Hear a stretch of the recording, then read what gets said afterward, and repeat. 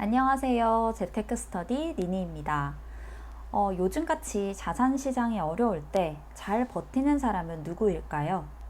네, 맞습니다. 현금 흐름이 좋은 사람인데요.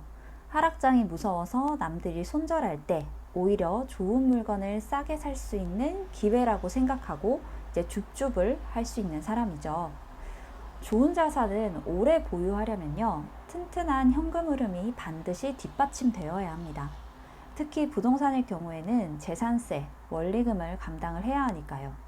그래서 제가 최근에 읽은 이 책을 소개해 드리려고 해요. 청울림님의 책이고요. 나는 오늘도 경제적 자유를 꿈꾼다 라는 책입니다. 2018년도에 쓰여진 책임에도 불구하고 다른 부동산 책과는 다르게 시세 차익보다는 월세를 더 중요하게 생각하는 분이어서 소개해 드리려고 해요.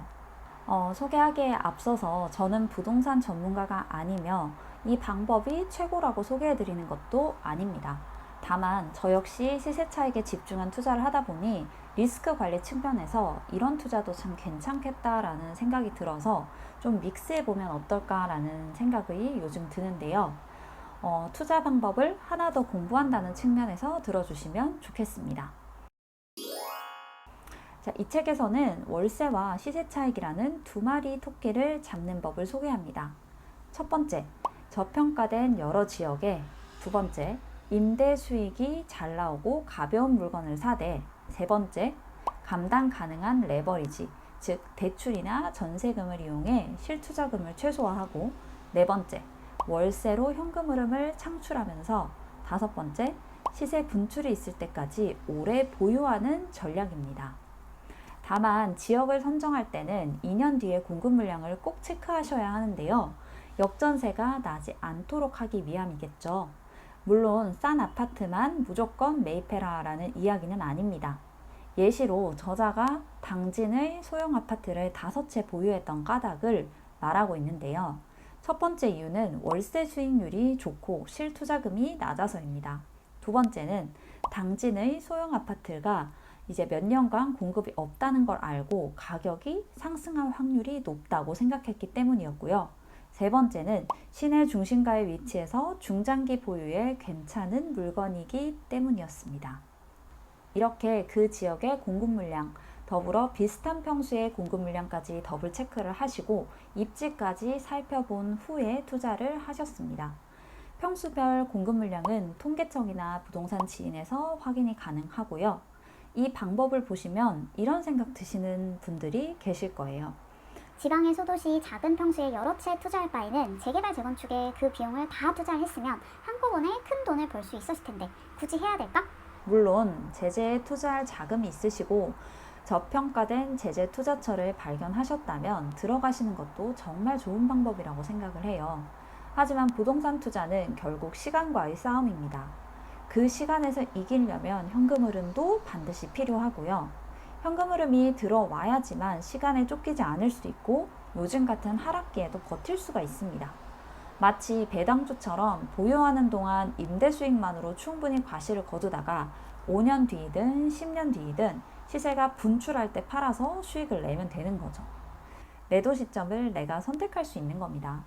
최근에 한 투자자분께서 자신은 전세금을 올리지 않는다고 말씀하시더라고요. 대신 상승분만큼 월세로 바꿔달라고 하신답니다. 그러니까 반전세라기보다는 준전세라고 해야겠죠. 예를 들어서 1억이었던 전세가가 1억 5천으로 오르면 5천만 원을 올려받지 않는 대신에 월에 20만 원씩 달라는 식으로 바꾼다는 겁니다. 오케이, 그런 투자도 있구나. 그럼 당장 뭘 해야 해? 하시는 분들에게는 이렇게 말씀하시더라고요. 하나만 제대로 하면 모든 것을 잘할 수 있다고요. 동네 아파트를 먼저 섭렵해 보시길 바랍니다. 주말에 돌아보시면서 우리 동네 아파트의 가격, 특징을 줄줄 읊을 수 있을 때까지 조사를 하는 겁니다. 여기는 역에서 더 가까운데 왜 가격이 싸지? 둘 다 초품한데 왜 저 아파트가 더 비싸지? 과거의 두 아파트 간의 가격 차는 어땠지? 등등의 의문을 던지면서 계속 임장을 하고요. 정리를 하는 겁니다. 그러다가 진짜 투자를 할 지역이 생기면요. 똑같은 방식으로 임장을 하고 관심 물건 한 10개 정도를 추리라고 해요. 기본 정보, 매매 시세, 전세 시세를 조사하고 간단한 특징 정도를 엑셀에 정리를 합니다.